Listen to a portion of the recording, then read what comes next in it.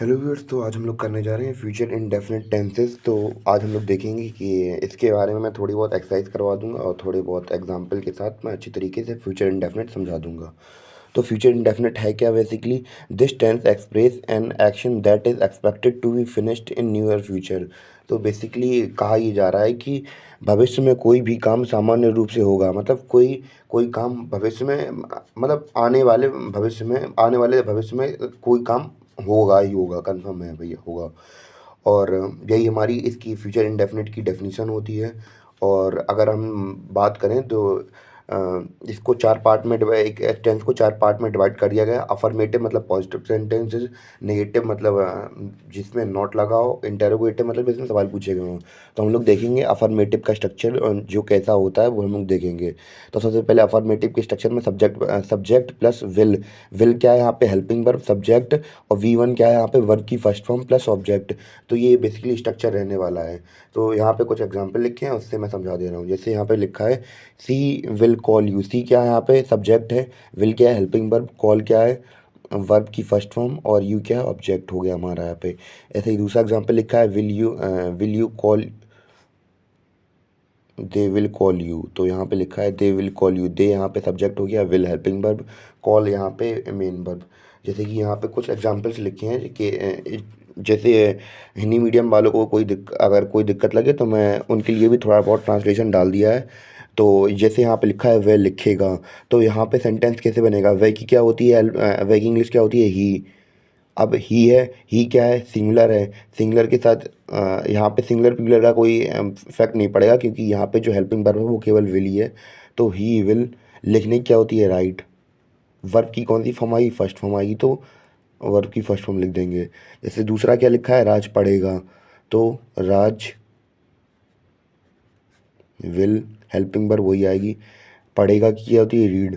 Second form या third form तो लगाएंगे, फर्स्ट फॉर्म लगाएंगे, तो वही लिख दी मैंने यहाँ पे। अगला क्या है? वे कल आएंगे, दे विल कम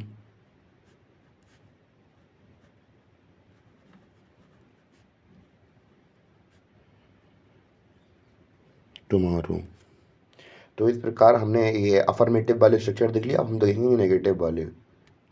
अब ये हैं हमारे अगले टाइप, जो ये हमारे नेगेटिव वाले सेंटेंसेस। तो इसका स्ट्रक्चर कैसे बनेगा? Subject plus will not. बस हम लोग यहाँ पे ध्यान देंगे कि जो हेल्पिंग वर्ब होती है विल, उसके बाद नॉट लगा देंगे। बाकी बाकी अपना स्ट्रक्चर बिल्कुल सेम रहेगा। एग्जाम्पल यहाँ पे क्या लिखा है? सी विल नॉट कॉल यू। वही वाला एग्जाम्पल हमने उठा लिया, बस यहाँ पे हेल्पिंग वर्ब के बाद नॉट लगा दिया, तो बस हमारा आंसर बन जाएगा। अगला क्वेश्चन क्या है? रवि नहीं पढ़ेगा। रवि, इसका कैसे बनेगा? विल हेल्पिंग वर्ब के बाद क्या लगना है? नॉट लगना है। Will not read. वर्ब की फर्स्ट फॉर्म यहाँ पे भी लगानी है। आप नहीं जाओगे, आपकी क्या होती है? You will not go. तो बेसिकली हमने ये बना लिया। अब हम लोग देखेंगे अपना इंटेरोगेटिव वाला स्ट्रक्चर। तो इंटेरोगेटिव में बेसिकली होता क्या है? क्वेश्चन पूछा जाता है। और आप लोग एक बात ध्यान रखनी है, एक बात ध्यान रखिए कि जो जो हेल्प इंटेरोगेटिव के दो स्ट्रक्चर बनते हैं। एक तो होते हैं WH फैमिली वाले। WH फैमिली मतलब what, was, I mean sorry, what, where, whom. तो ये वाले सेंटेंसेस तब बनते हैं जब क्वेश्चन आपसे डिमांड कर रहा हो, जब क्वेश्चन आपसे डिमांड कर रहा हो कि हाँ या ना में जवाब मांग रहा हो, तो क्या हेल्पिंग वर्ब आगे आ जाती है? तो WH फैमिली का यूज़ नहीं होता है। जब आपसे क्वेश्चन में अगर रीज़न पूछा जा रहा हो कि कोई कारण अच्छी तरीके से एक्सप्लेन कीजिए, तब आप हम लोग वहाँ पे क्या करेंगे? WH फैमिली का यूज़ करेंगे। वरना अगर क्वेश्चन आपसे हाँ या ना में जवाब मांग रहा है, तो आप लोग केवल और केवल ये वाला स्ट्रक्चर फॉलो करेंगे। और WH फैमिली वाला मैं थोड़े आगे करा दूंगा। तो जैसे कि यहाँ पे लिखा है विल सब्जेक्ट वर्ब की फर्स्ट फॉर्म प्लस ऑब्जेक्ट। तो ये हमारा स्ट्रक्चर रहने वाला है हाँ या ना के जवाब देने वाले इंटरोगेटिव वाले क्वेश्चंस के लिए। जैसे एग्जांपल में हमें दिया गया है विल शी कॉल यू, क्या वो आपको बुलाएगी? तो यहाँ पे कुछ मैं एग्जांपल के साथ थोड़ा एक्सप्लेन कर दूंगा, तो अच्छी तरीके से समझ में आ जाएगा। क्या तुम काम करोगे? तो हेल्पिंग वर्ब तो हमारे पास विल ही है। विल सब्जेक्ट क्या है यहाँ पे? तुम है, तो विल यू। अब यहाँ पे क्या करेंगे? सब हेल्पिंग वर्ब रख दिया हमने, और सब्जेक्ट रख दिया वर्ब की फर्स्ट फॉर्म। वर्ब यहाँ पे क्या है? काम करना। Do work. तो ऐसे हमने स्ट्रक्चर बना दिया। तो दूसरा हम देखेंगे, क्या तुम हिंदी पढ़ोगे, तो यहाँ पे भी हेल्पिंग वर्ब हमारी क्या आ जाएगी, विल यू। और वर्ब क्या हमारी, रीड। सॉरी मैंने यहाँ पे प्लस लगा दिया, विल यू रीड हिंदी। तो ऐसे करके हमने स्ट्रक्चर बना दिए अपने। तो बेसिकली यहाँ पे ये डू नहीं होगा, यहाँ पे विल यू वर्क होगा यहाँ पे। और अगला जो हमारा है वो क्या है, इंटेरोगेटिव नेगेटिव है। तो अगर इंटेरोगेटिव नेगेटिव में क्या होता है, जो हमसे सवाल भी पूछा जाता है और नॉट का यूज़ भी होता है, मना भी किया जाता है। तो हम लोग इसका स्ट्रक्चर देखते हैं, will plus subject plus verb की फर्स्ट फॉर्म प्लस ऑब्जेक्ट। तो इसका ये स्ट्रक्चर होता है। और इसका एग्जांपल हम लोग लिखेंगे यहाँ पे, विल शी कॉल यू। तो यहाँ पे इसका क्या हो जाएगा, ये इसका एग्जांपल हो जाएगा।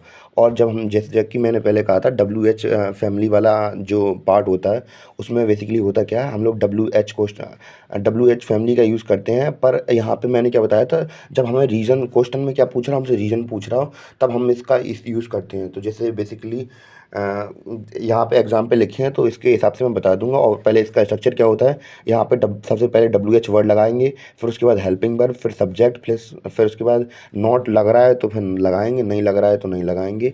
और इसके बाद वर्ब की फर्स्ट फॉर्म प्लस ऑब्जेक्ट। तो यहाँ पे कुछ टेंसेस दिए गए हैं, तो मैं आपको बना के दिखाऊंगा, तब आपको अच्छी तरीके से समझ में आ जाएगा।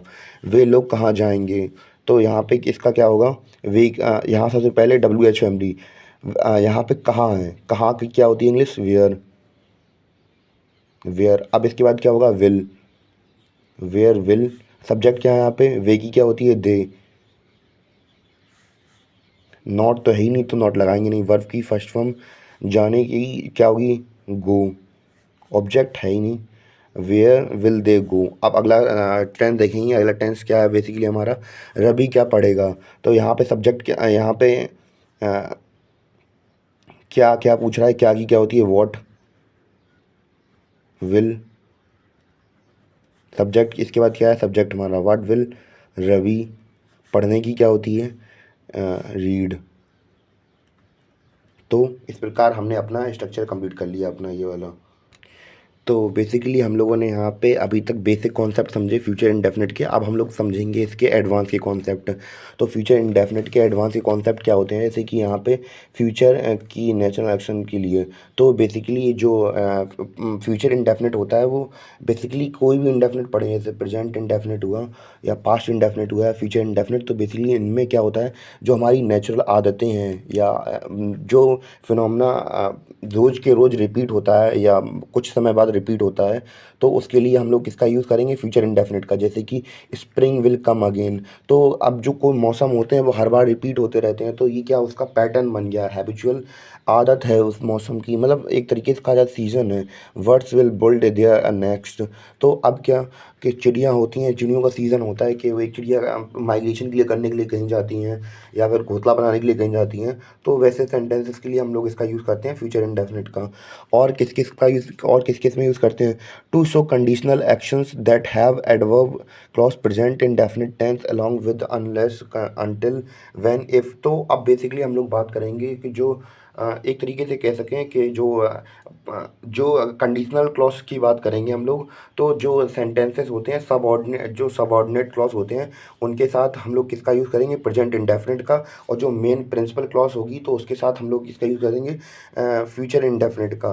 तो जैसे कि कुछ वर्ड्स जैसे लिखे हैं, जैसे कि अनलेस हुआ, इफ़, अनटिल हुआ, इफ़ हुआ या अनलेस हुआ। तो इनके साथ हम लोग प्रेजेंट इंडेफिनिट का यूज़ करेंगे। और जो मेन क्लॉज होगी, उसके साथ हम लोग प्रेजेंट इंडेफिनिट का फ्यूचर इंडेफिनिट का यूज़ करेंगे बेसिकली। तो जैसे कि यहाँ पे लिखा है कि एग्जाम्पल के तौर पे हम लोगों ने को यहाँ पे दे दिया गया है कि unless she work hard she will not pass. तो हम लोगों ने देखा कि अनलेस लिखा है, अनलेस के बाद कौन सा टेंस हुआ, वर्क्स, प्रेजेंट इंडेफिनिट। और जो मेन यहाँ से स्टार्ट हुआ, सी विल नॉट पास। तो ये बेसिकली क्या बन गया, हमारा फ्यूचर इंडेफिनिट बन गया। तो ऐसे ही हम लोग दूसरी बार देखेंगे। अब ये क्या है, सब ऑर्डिनेट कंजंक्शन है। तो इसके बाद जो सेंटेंस स्टार्ट होगा वो प्रेजेंट इंडेफिनिट का होगा, यू रन फास्ट। और बस ये हमारा फ्यूचर प्रेजेंट इंडेफिनिट खत्म हो गया। अब इसके बाद हमारा यहाँ पे शुरू होगा future indefinite, you will win the race. तो ऐसा कि हम लोगों ने देखा। अगर काफ़ी लोगों को अभी भी समझ में नहीं आ रहा तो मैं हिंदी में बता दूंगा ट्रांसलेट करके। जैसे यहाँ पे लिखा है, यदि वह कठिन मेहनत नहीं करेगा तो पास हो, यदि वह कठिन मेहनत करेगा तो पास हो जाएगा। तो अब यहाँ पे एक स्ट्रक्चर कैसे बनेगा, इफ़ अगर कोई क्वेश्चन इफ़ से स्टार्ट हो गया तो फिर क्या बनेगा, इफ़ के बाद प्रेजेंट इंडेफिनिट लगने लगेगा। तो यहाँ पे प्रेजेंट इंडेफिनिट लगा दो। If he works hard, then यहाँ से फिर से हमारा वही फीचर वाला स्ट्रक्चर स्टार्ट हो जाएगा, ही विल पास। दूसरा हम लोग टेंस देखें, जब तक वह जब तक राज नहीं आएगा मैं नहीं जाऊंगा। जब तक राज नहीं आएगा मैं नहीं जाऊंगा। तो हम लोग इसका स्ट्रक्चर कैसे देखेंगे, I will not go until. अब अंटिल आ गया, अंटिल के बाद से हमारा प्रेजेंट इंडेफिनिट का स्ट्रक्चर शुरू हो जाएगा। I will not go until Raj comes. तो यहाँ पे प्रेजेंट इंडेफिनिट, यहाँ पे प्रेजेंट आई मीन सॉरी फ्यूचर इंडेफिनिट। और हम लोग कुछ स्ट्रक्चर की बात करेंगे, ये कुछ बहुत ज़्यादा एडवांस स्ट्रक्चर होते हैं। अब जो हम लोग ये स्ट्रक्चर देखने जा रहे हैं तो ये स्ट्रक्चर बहुत ज़्यादा इंपॉर्टेंट है, क्योंकि ये भी फ्यूचर इंडेफिनिट का स्ट्रक्चर है। और मैं इसको आपको दो अलग अलग तरीके से करके दिखाऊंगा। तो जैसे कि अब यहाँ पे लिखा है, स्ट्रक्चर को पहले आप लोग एक बार देख लीजिए, फिर मैं आपको समझा रहा हूँ। जैसे यहाँ पे लिखा है subject plus is am are plus going plus verb की फर्स्ट फॉर्म। ये अलग स्ट्रक्चर होते हैं, पर ये तो आप लोगों को अगर नॉर्मली देखेंगे तो ये फ्यूचर के स्ट्रक्चर नहीं लगेगा, क्योंकि यहाँ पे इज एम आर का यूज़ हुआ है। तो बेसिकली इसका यूज़ तब किया जाता है जब हमें क्या, कोई भी काम करने की 100% श्योरिटी हो। जब हम कोई काम मतलब दृढ़ संकल्प ले लिया हो कि हम कोई काम करेंगे तो करेंगे ही, तो ये बात कंफर्म हो जाती है कि हम वो काम करेंगे। जैसे कि यहाँ पे लिखा है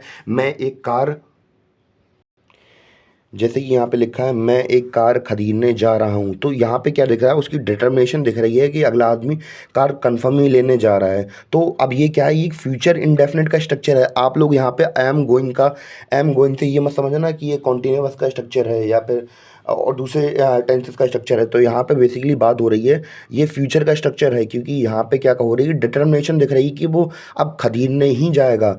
I am going two by a car. तो यहाँ पे हम लोगों ने स्ट्रक्चर ये वाला देखा। तो अब दूसरा स्ट्रक्चर जो अब प्लेन जो सिंपल फ्यूचर होता है वो कैसा होगा कि मैं एक कार खरीदूंगा। अब यहाँ पे क्या हो रहा है, कंफर्मेशन नहीं दिख रही है हमें कि वो कार खरीदेगा, कब खरीदेगा, कैसे खरीदेगा, तो ये नहीं पता चल रहा है। तो यहाँ पे हम लोग सिंपल जो हमारा स्ट्रक्चर बनता है, I will by a car, तो हम लोग वही जो नॉर्मल फ्यूचर इंडेफिनिट का स्ट्रक्चर होता है वो बना देंगे यहाँ पे। तो चलिए हम लोग अपने लास्ट स्ट्रक्चर की तरफ बढ़ते हैं। तो हम लोग को यहाँ पे दो स्ट्रक्चर दिए गए हैं, subject plus is am are plus to plus verb की फर्स्ट फॉर्म।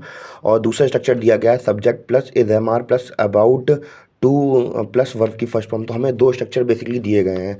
तो यहाँ पे हम लोग ये स्ट्रक्चर देखेंगे, subject plus is am are plus to plus verb की फर्स्ट फॉर्म। तो बेसिकली ये कब होता है, जब हम लोग कोई काम प्लानिंग बाय फ्यूचर में करने वाले होते हैं, तब के लिए ये स्ट्रक्चर होता है। जैसे कि यहाँ पे कोई फ्यूचर में पूर्व निर्धारित कार्यक्रम के अनुसार होगा, मतलब प्लानिंग वाइज होगा। यहाँ पे हमें यहाँ पे क्वेश्चन क्या दिया गया है, मैं जाने को हूँ या मैं जाने वाला हूँ। जैसे कि प्लान बनाया है तो यहाँ पे क्या हो जाएगा, इसका आई एम टू गो। तो यहाँ पे इसका ये स्ट्रक्चर बन जाएगा। और दूसरे स्ट्रक्चर की बात करें हमारे लास्ट स्ट्रक्चर की, तो यहाँ पे क्या स्ट्रक्चर है, subject plus is am are plus about to plus verb की फर्स्ट फॉर्म। तो कोई